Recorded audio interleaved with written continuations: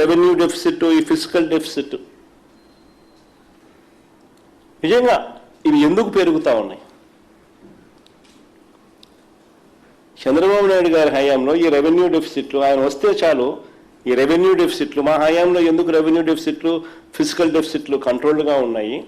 ఎందుకు చంద్రబాబు నాయుడు గారు వస్తూనే రెవెన్యూ డెఫిసిట్లు, ఫిజికల్ డెఫిసిట్లు ఎందుకు పెరుగుతూ ఉన్నాయి? ఫిజికల్ డెఫిసిట్ అంటే అప్పు ఎందుకు పెరుగుతూ ఉన్నాయి? రెవెన్యూ డెఫిసిట్ అంటే రాష్ట్రానికి వచ్చే రెవెన్యూ మైనస్ రాష్ట్రానికి వచ్చే రెవెన్యూ ఎక్స్పెండిచర్, ఇది రెవెన్యూ డెఫిసిట్. ఎందుకు పెరుగుతూ ఉన్నాయి? పెరగడానికి ప్రధానమైన కారణం ఏమిటి అంటే రాష్ట్రానికి రావాల్సిన ఆదాయాలు రాష్ట్రానికి రావడంలో విచ్చలవిడిగా జరుగుతూ ఉన్న అవినీతి, దోచుకో పంచుకో తినుకో,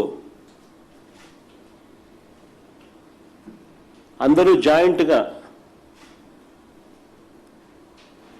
రాష్ట్రాన్ని దోచుకుంటూ ఉన్నారు కాబట్టి రాష్ట్రానికి సంబంధించిన ఆదాయాలు పెరగడంలా, రాష్ట్రానికి సంబంధించిన వనరులు రావడంలా. చంద్రబాబు నాయుడు గారు, ఆయన బినామీలు, ఆయన పార్టీ ఎమ్మెల్యేలు, ఆయన ఎల్లో మీడియా సహచరులు దోచుకో పంచుకో తినుకో పరిస్థితుల్లో ఏకంగా ఇసుకను వదలడంలా, మట్టిని వదలడంలా, సిలికాను వదలడంలా, క్వార్ట్స్ను వదలడంలా, లాటరైట్ను వదలడంలా, గ్రనైట్ను వదలడంలా, లిక్కర్ వదలడంలా, లిక్కర్ మాఫియా నడుస్తూ ఉంది, భూములు వదలడంలా, అధిక రేట్లకు పీపీఏలు,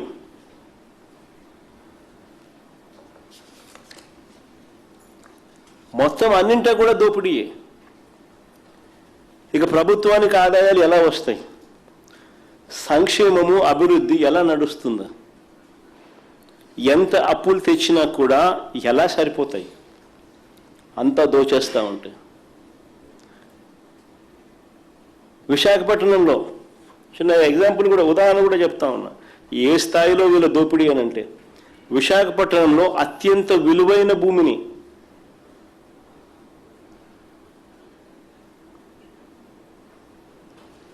$54 ఎకరాలు 5,000 కోట్లు విలువ చేసే భూమి ఏకంగా చంద్రబాబు నాయుడు గారు ఏకంగా దగ్గరుండి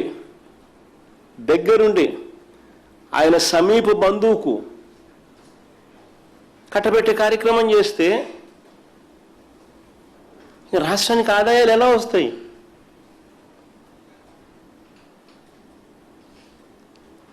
ఆశ్చర్యం కలిగించే విషయం.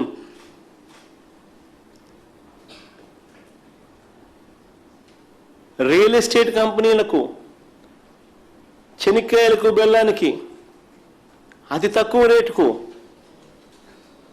భూములు ఇస్తా ఉన్నాడు.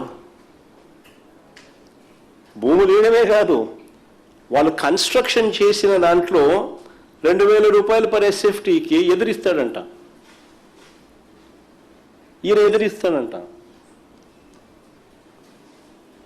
రాష్ట్రానికి ఆదాయాలు ఎలా వస్తాయి ఇలాంటి స్కాములు జరుగుతూ ఉంటే?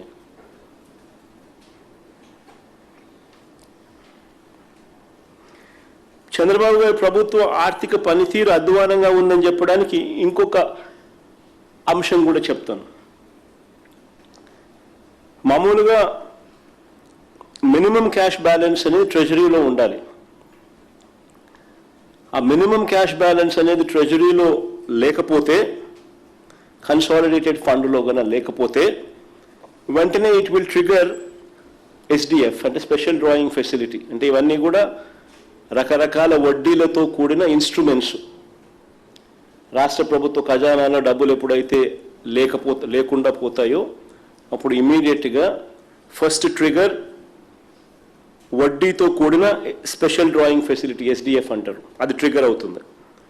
ఈ అమౌంట్ కూడా దాటిపోతే వడ్డీతో కూడిన డబ్ల్యూఎంఏ అంటే వేస్ అండ్ మీన్స్ అకౌంట్, అది ట్రిగర్ అవుతుంది.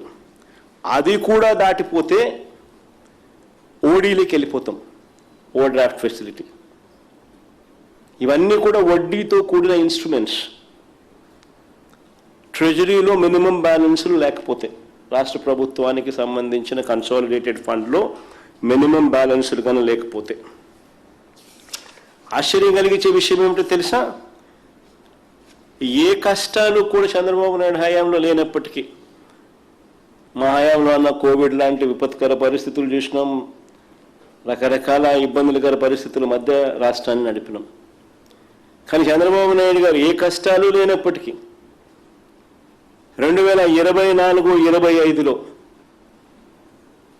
మినిమం నగదు ట్రెజరీలో ఉన్న రోజులు ఎన్నో తెలుసా?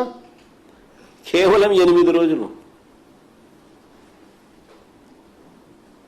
అంటే 365 రోజులకు 357 రోజులు ట్రెజరీలో మినిమం బ్యాలెన్స్ కూడా పెట్టలా.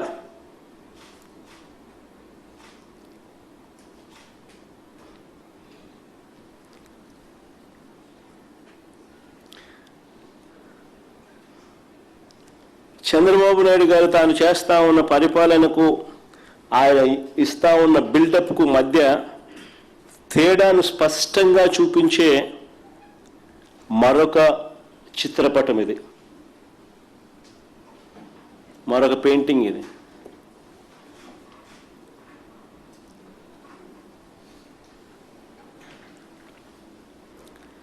ఓవైపు మా మీద తప్పుడు ప్రచారాలు చేస్తాడు, మరోవైపు ఇబ్బడి ముబ్బడిగా అప్పులు చేస్తూ ఉన్నాడు.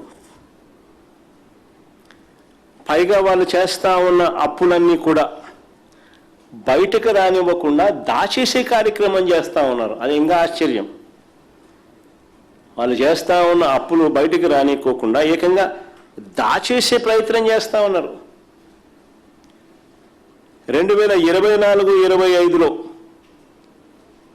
ఆయన వాస్తవంగా చేసిన అప్పులు ఏకంగా 81,082 కోట్లు అయితే, ఇది కాగ్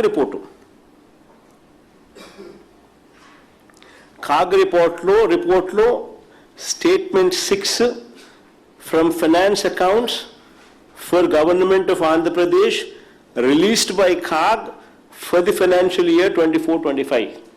కాగ్ రిపోర్టు స్టేట్మెంట్ 6 ఇది.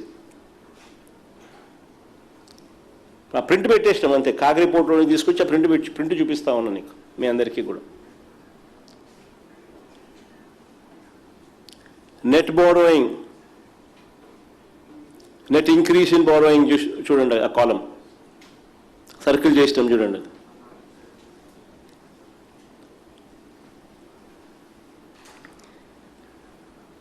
ఎనభై ఒక్క వేల 82 కోట్లు చూపిస్తూ ఉంటే కాగ్ రిపోర్ట్ల ప్రకారం, ఏకంగా అసెంబ్లీలో చంద్రబాబు నాయుడు గారు ఈ మాదిరిగా తప్పుడు లెక్కలు చూపిస్తూ 60,000 కోట్ల రూపాయలు మాత్రమే నెట్ బారోయింగ్ కింద చూపిస్తా ఉన్నారు.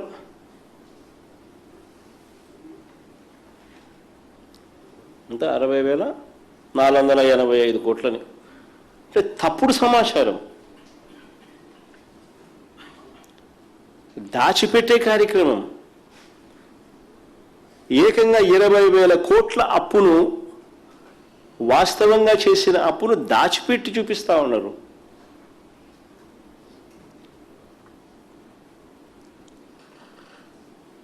నిజంగా చంద్రబాబు నాయుడు గారు అనే వ్యక్తి, దీని మీద క్యాబినెట్ సెక్రటరీకి మేము లేఖ రాస్తా ఉన్నాము. ఈ కాగ్ రిపోర్టు ప్లస్ వాళ్ళు రాసిన లేఖ రెండు కూడా చూపించి, చంద్రబాబు నాయుడు కోసం కింద మీద పడిన ఆ సెక్రటరీ ఎవరైతే ఉన్నారో వాళ్ళ ఉద్యోగాలు కూడా ఆటోమేటిక్లీ క్వశ్చన్ మార్కులకు వస్తాయి.